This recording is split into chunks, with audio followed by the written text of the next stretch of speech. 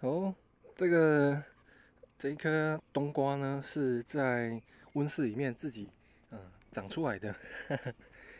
应该是看它长的位置，应该是我们这样用钩灌的时候灌水，那种子顺着水流进来，然后天时地利人和，它自己就长起来了。那长在温室里面，自己就本来一开始想要拔掉，想说留看看一颗自己慢慢吃这样子。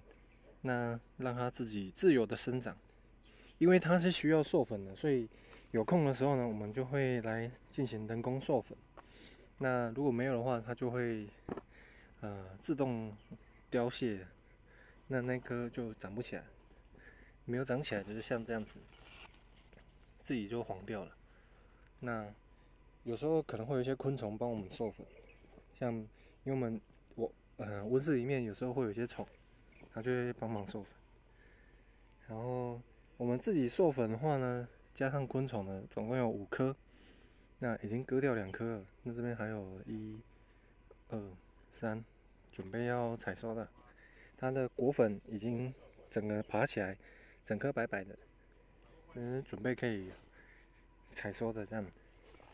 那陆续还是会有一些花开花，这个就是前几天人工授粉的。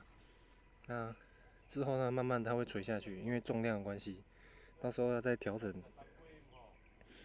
那简单的记录一下。